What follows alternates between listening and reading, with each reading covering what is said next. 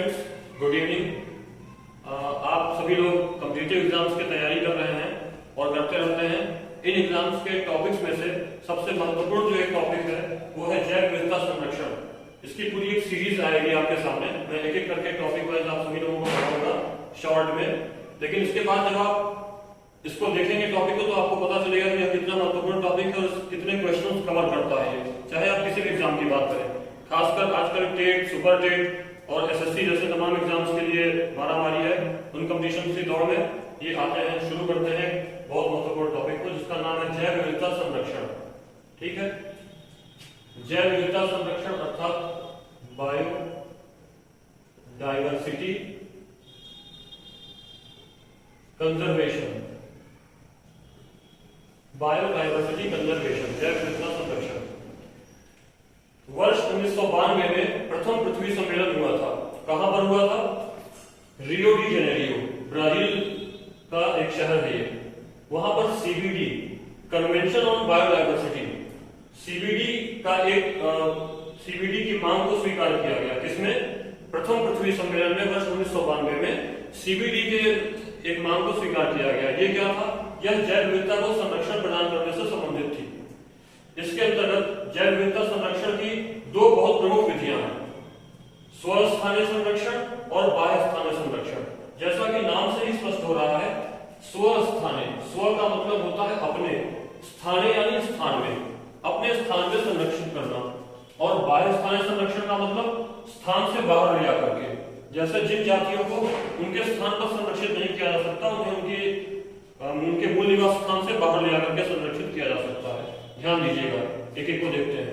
स्वस्थानीय संरक्षण, in situ conservation, इसके अंतर्गत आते हैं राष्ट्रीय उद्यान, नेशनल पार्क, वन्यजीव अभयारण्य, वाइल्ड लाइफ सेंचुरीज, जैवमंडल आगार, बायोस्फीयर रिजर्व्स, पवित्र उपवन एवं झीलें, सैक्रेड ग्रोव्स एंड लेक्स, समुदाय एवं संरक्षण आगार, कम्युनिटी एंड कंजर्वेशन रिजर्व्स।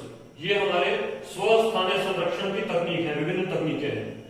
अब देखिए बाह्य स्थानीय संरक्षण के अंतर्गत एक्स सिटू कंजर्वेशन, इसके अंतर्गत आते हैं बीज बैंक यानी कि सीड बैंक, जीन बैंक, निम्न तापीय संरक्षण अर्थात क्रायो प्रिजर्वेशन, वनस्पति व वृक्ष उद्यान, जंतु उद्यान व चिड़ियाघर।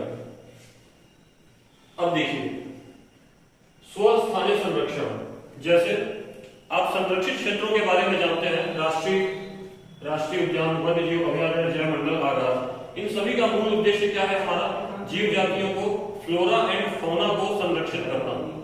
तो इसके अंतर्गत अगर हमें किसी प्रजाति को संरक्षण देना है, उदाहरण के लिए हमारा राष्ट्रीय पशु है बाघ, अगर हमें बाघ को संरक्षण करना है तो उसको अगर उसके किसी मूल निवास स्थान, जैसे कि मान लीजिए बांधवगढ़ राष्ट्रीय उद्यान जो कि मध्य प्रदेश में स्थित है, बांधवगढ़ राष्ट्रीय उद्यान, वहां पर अगर हमें बाघों को संरक्षित करना है, अगर हम चाहते हैं कि उनको उनके मूल निवास स्थान में ही संरक्षित किया जाए, तो ये संरक्षण की जरूरत पड़ी। क्यों? जैसे अवैध शिकार से बचाने के लिए, बाघों का जो अवैध शिकार हो रहा है उसको रोकने के लिए हम उनको उन्हीं के मूल स्थान में अगर संरक्षित करना चाहते हैं तो हम क्या करेंगे? उसी प्रोटेक्टेड एरिया को, उसी संरक्षित क्षेत्र को इतना हम सुरक्षित कर देंगे, चाहे गार्ड्स की मदद से, चाहे फेंसिंग यानी जो बाहर उसकी दीवार, चार दीवारी होती है, फेंसिंग करके, तार बांध करके, या जो भी तकनीकें अपनाती है सरकार, उसके द्वारा राष्ट्रीय उद्यान में ही उन बाघों को संरक्षित कर देंगे। यानी जो उसका मूल निवास स्थान है उसको वहीं पर संरक्षित कर देना। या किसी वन में चंदन के वृक्ष हैं बहुत सारे, उन चंदन के वृक्षों को हम वहीं पर संरक्षित कर दें, क्योंकि आप सभी जानते हैं कि पेड़ को उखाड़ के लेकर जाएगा नहीं लगाने। जब पेड़ कहीं पे खराब हो रहे हैं, उनको उनकी अवैध कटाई हो रही है, तो उनको संरक्षित वहीं पे करना पड़ेगा। हमने ना बड़े बड़े पेड़ों को, या बहुत सारे हाथी हैं, बहुत सारे गैंडे हैं, ऐसे जानवर जिनको आसानी से नहीं ले जाया जा सकता एक से दूसरी जगह, उनको हम उन्हीं के जो मूल निवास स्थान है वहीं पर संरक्षित करेंगे। तो ये जो विधि है हमारी, यह स्वस्थानीय संरक्षण विधि कहलाती है। उनके अपने स्थान पर ही उनको संरक्षित करना, इसके अंतर्गत आते हैं ये। और एग्जाम में खास तौर से इस तरह से भी प्रश्न पूछे जाते हैं, जैवमंडल आगार, यह संरक्षण की कौन सी विधि है? स्वस्थानीय संरक्षण, बाह्य स्थानीय संरक्षण, या उपरोक्त दोनों, या उपरोक्त में से कोई नहीं? ऐसे प्रश्न भी पूछे जाते हैं। अभी आपको प्रश्न करवाएंगे तो दिखाया जाएगा। पवित्र उपवन एवं झीलें, यह जैव विविधता संरक्षण की कौन सी विधि है? स्वस्थानीय संरक्षण, बाह्य स्थानीय संरक्षण, उपरोक्त दोनों, या उपरोक्त में से कोई नहीं? इस प्रकार से प्रश्न आते हैं। तो आपके प्रश्न बनने शुरू हो गए हैं। अब स्वस्थ स्थानीय संरक्षण के अंतर्गत आते हैं राष्ट्रीय उद्यान। राष्ट्रीय उद्यान देखिए, सबसे पहले वन्य जीव संरक्षण अधिनियम 1972 के तहत राष्ट्रीय उद्यानों की संख्या में वृद्धि की गई और उनकी स्थापना की गई। राष्ट्रीय उद्यान बनाए गए। वर्तमान में हमारे देश में राष्ट्रीय उद्यानों की संख्या है 103। कहीं कहीं पर आपको कुछ अलग भी मिल सकता है, ये डेटा है, डेटा में कहीं कहीं भिन्नता हो सकती है, लेकिन स्टैंडर्ड तरीके से अगर देखा जाए तो अभी राष्ट्रीय उद्यानों की संख्या हमारे देश में है 103।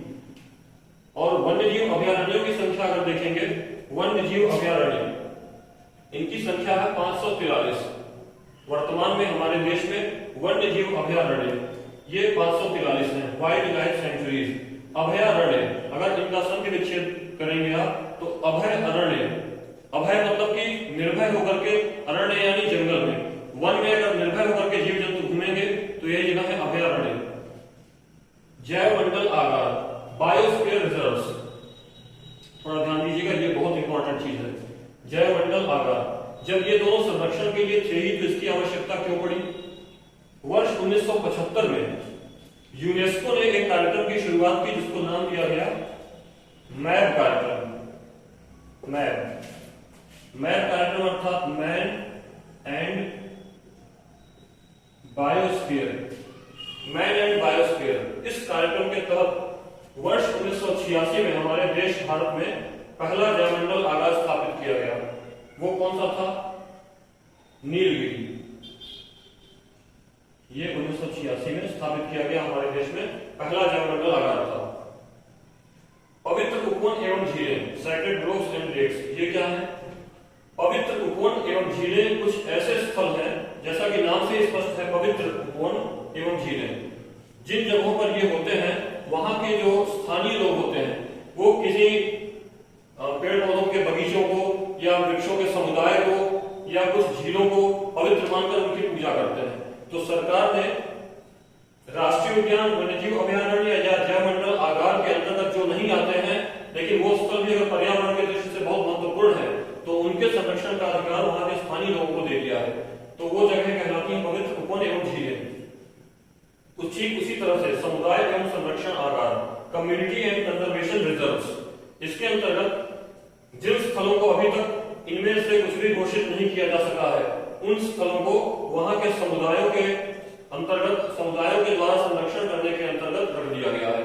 ऐसे स्थलों को समुदाय और संरक्षण आगार कहते हैं। इनके उदाहरणों में आप जानते हैं जैसे बिश्नोई समुदाय। बिश्नोई समुदाय ने जिस प्रकार, बिश्नोई समुदाय का प्रकृति प्रेम ये हम सभी जानते हैं, पूरे देश में प्रसिद्ध है और देश क्या विश्व में ही कहेंगे। जैसे सलमान खान को काले हिरण के शिकार के मामले में बिश्नोई समुदाय के लोगों ने ही पकड़ा था या फिर उनकी शिकायत की थी। और बिश्नोई समुदाय की थी अमृता देवी बिश्नोई, जिन्होंने सबसे पहले चिपको आंदोलन की सूत्रधार या कहिए कि मूल प्रेरणा स्रोत वही थी।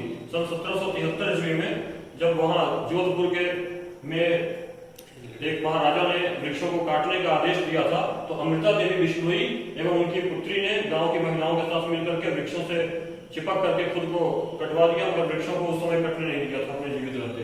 तो बिश्नोई समुदाय का प्रकृति प्रेम विश्व प्रसिद्ध है। तो समुदाय एवं संरक्षण आगार, ये हो गई, ये सारी तकनीकें जो हैं यह स्व स्थानीय संरक्षण के अंतर्गत आती हैं। राष्ट्रीय उद्यान, वन्यजीव अभयारण्य, जैवमंडल आगार, पवित्र उपवन एवं झीलें, समुदाय एवं संरक्षण आगार, इनके बारे में अभी हम विस्तृत में एक एक करके चर्चा करेंगे, इनके उदाहरण भी देखेंगे। अब देखते हैं बाह्य स्थानीय संरक्षण, एक्स सिटू कंजर्वेशन।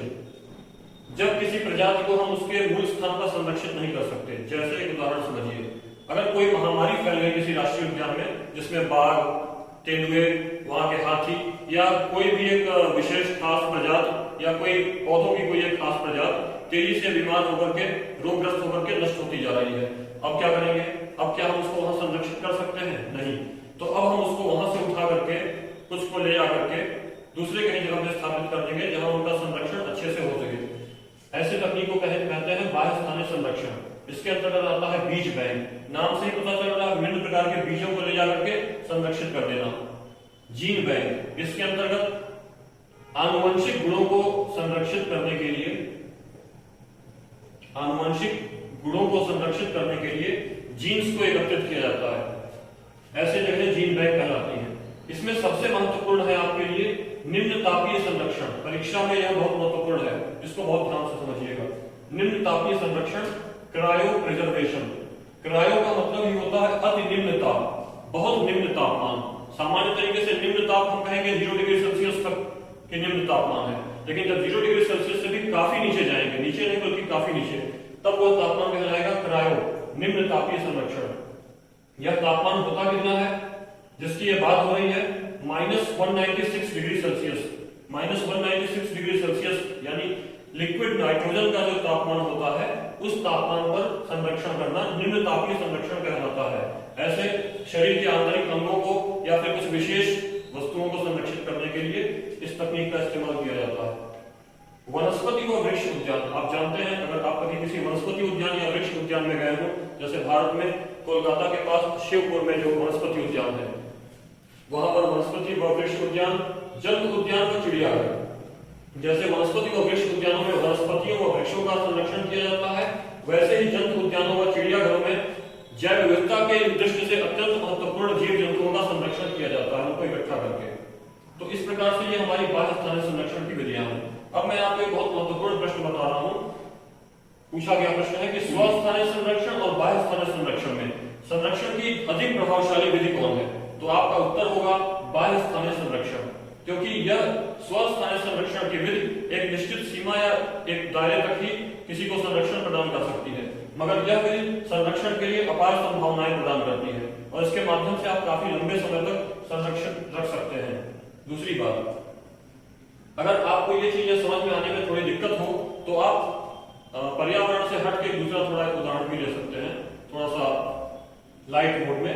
जैसे अगर किसी नेताजी को या किसी सेलिब्रिटी को अगर कोई धमकी दे कि अगर आप घर से बाहर दिखाई दिए तो हम आपको गोली से मार देंगे या आपको मार देंगे किसी भी प्रकार से, तो अगर अब आप क्या करेंगे, उनको कैसे संरक्षित करेंगे?